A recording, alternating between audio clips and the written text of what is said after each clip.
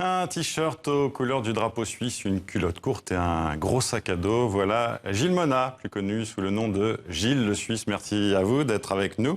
Vous êtes une star en Belgique car vous êtes le personnage principal d'une chronique dans l'émission 7 à l'une, diffusée tous les samedis sur la RTBF. Chronique où vous vous baladez, votre regard suisse sur la Belgique et ses habitants. Qu'est-ce qu'il apporte spécifiquement, ce regard suisse ? Je pense que c'est plutôt peut-être une petite touche sociologique, quoi, parce que j'essaye d'aller à la rencontre de tous les habitants de la Belgique et puis de me rendre aux événements peut-être les plus farfelus ou les plus sérieux. Voilà, j'essaye de faire peut-être un panorama de la Belgique avec une vision un peu suisse, mais surtout très belge en fait, parce que c'est décalé, c'est pour montrer tous les côtés surréalistes de la Belgique, et puis l'humour belge, quoi, surtout. Moi, j'adore l'humour belge. Mais est-ce qu'un Suisse, justement, peut comprendre les Belges ? Je pense que je les comprendrai jamais tout à fait, mais heureusement, quoi. C'est parce que je me pose tout le temps des questions, c'est pour ça que je peux continuer à faire ces chroniques. Et pourquoi alors vous vous habillez de cette manière dans vos chroniques ? Pourquoi je m'habille comme ça? Déjà, je trouve ça assez rigolo, quoi. Et puis, ça fait rire les Belges. Et quand ils me voient arriver, ça désamorce un peu le côté sérieux qu'il peut y avoir dans certains reportages journalistiques. Quand on me voit arriver, on n'arrive pas à me prendre en sérieux parce qu'ils disent mais pourquoi ce garçon est habillé comme ça? Et du coup, c'est plus facile pour entamer une conversation. Je fais pas des questions comme un journaliste, c'est plutôt des discussions. Et je pose pas mes questions de manière sérieuse. Et des fois, ça apporte un côté décalé sur une info très sérieuse. Alors on va regarder un extrait justement d'une de vos chroniques. Gilles le Suisse à la chasse au sextoy. Regardez. Une chasse aux sextoys pour Pâques. Les Belges m'étonneront toujours avec leur tradition. Et pourtant, l'événement attire les foules. Il y a combien de personnes en tout? On attendait 3700 étaient participantes, quand sans même. compter les accompagnants. Wow. On attend plus ou moins 8000 personnes. 8000 personnes. Oh, merci beaucoup. Comme ça, t'es pas... Et en me promenant dans ce grand festival du sextoys, je fais la rencontre de danseuses au style étonnant. Enchanté. Qu'est-ce qu'elle fait?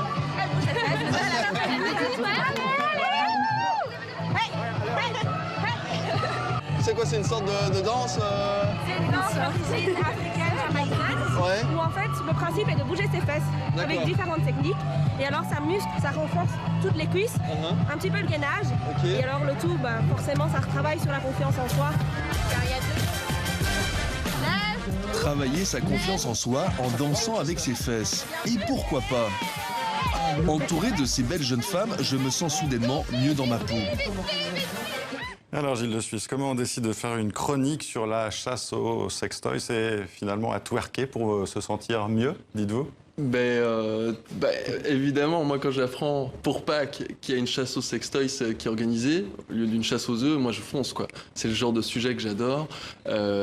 Et puis mon but quand même, c'est toujours de tester avec les gens ce qu'ils font, pour me rendre compte de ce que ça fait. Et puis en général, Vous ne vous moquez pas en revanche, hein? Non, Vous avez toujours un regard bienveillant. je me moque surtout de moi-même, avant tout. Et puis j'essaie de rigoler avec les gens et pas d'eux, quoi. Qu'est-ce que vous avez découvert sur les Belges avec cette chronique? Qu'est-ce que j'ai découvert? J'ai surtout découvert qu'ils étaient incroyablement ouverts et sympathiques et généreux. Et que par rapport aux Suisses, je trouve, parce que j'ai aussi travaillé un peu, j'ai fait des reportages aussi en Suisse avant, ils ont beaucoup moins de pudeur. Nous, on est très pudiques sur nos sentiments, on est assez intérieur, on se livre pas facilement, tandis que les Belges, au bout de 2 minutes, s'ils se sentent en confiance, ils peuvent vous dire des choses très touchantes et très profondes alors qu'on n'a rien demandé, quelque part. Et comment vous obtenez ces entretiens? Vous disiez tout à l'heure ne pas vous prendre au sérieux, être plutôt dans la discussion plutôt que dans les questions de journalistes. Vous vous situez où d'ailleurs? Vous êtes quoi exactement aujourd'hui? Je sais pas exactement. Mon titre, c'est réalisateur. Voilà, mais en même temps, je suis un peu présentateur ou comique. Je sais pas trop. En fait, franchement, la première fois que j'ai fait un reportage, je me suis dit, mais t'es habillé en Suisse, qu'est-ce que t'es en train de faire? J'avais pas prévu de faire tout ça. Et puis ça a pris, donc je me laisse juste porter par le flow, quoi. Est-ce que ce sera intéressant de faire un Gilles le Suisse en France? J'aimerais bien, j'en avais fait un pendant les élections, entre le premier et le deuxième tour, où j'étais allé au nord de la France, et j'avais trouvé ça super intéressant. Et un truc qui m'avait étonné, c'était comme c'était peut-être un sujet très sérieux, il n'y a aucun Français qui n'a fait de remarques sur mon accoutrement. Ils m'ont répondu à mes questions comme si j'étais habillé normalement. Comment l'expliquez-vous ça? Et franchement, j'ai aucune idée. Je pense que c'était... Je sais pas, je pense qu'ils se sont dit c'est les élections, c'est trop grave ou trop important ce qui est en train d'arriver. Et donc du coup, il y a une télé qui est là, il faut répondre de la plus juste des manières.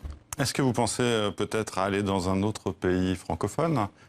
Vous pensez, on a parlé de la France, mais est-ce que ça pourrait être ailleurs? Est-ce que ça pourrait être le Canada, par exemple? Moi, j'adorais, hein, franchement, parce que là, je recommence pour une saison de Gilles le Suisse. Et c'est vrai que la perspective de pouvoir aller à l'étranger tester ce concept-là, j'adorerais. Alors, il y a un ton résolument candide hein, avec vos chroniques qui commencent toutes par « ma chère maman ». D'où ça vient, ça?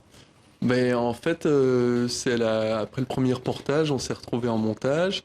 Et puis tout de suite, mes collègues me charriaient, me trouvaient drôle et me disaient « mais tu peux pas faire une voix off, donc la voix qu'on couche sur les reportages pour expliquer ce qu'on fait, de manière sérieuse, quoi. » Et donc du coup, comme je me suis dit « tiens, c'est le personnage naïf, candide, qu'est-ce qu'il aime le plus au monde, ben, c'est sa chère maman. » Et donc c'est parti comme ça. Alors je disais tout à l'heure, hein, vous êtes un peu une star en Belgique, on vous reconnaît bien sûr. Comment est accueillie votre chronique de manière générale? De manière positive? Manière très positive. C'est vrai qu'il n'y a peut-être plus maintenant la surprise du début. Comme les gens me connaissent bien en Wallonie, ils s'attendent à me voir arriver. Mais des fois, ce qui est bien, c'est qu'ils connaissent le ton de l'émission, donc ils en rajoutent peut-être un peu parfois. Mais voilà, ils savent ce que je suis venu chercher aussi. Et puis, non, autrement... Est-ce que vous avez peur des Flamands? Non, j'ai pas peur des Flamands. Et j'aimerais bien pour la prochaine saison plus explorer la Flandre. Le problème, c'est la langue. Mais alors, ce qui est bien en étant suisse et en s'affichant comme tel, c'est qu'ils peuvent pas me reprocher de ne pas parler néerlandais. Merci Gilles Le Suisse d'avoir été avec nous. Votre chronique est diffusée tous les samedis dans l'émission de la RTBF, 7 à la 1. Je crois que cela reprend à la mi-août, hein, c'est bien cela? Mi-août, début septembre. Ouais. Merci à vous d'avoir été avec nous.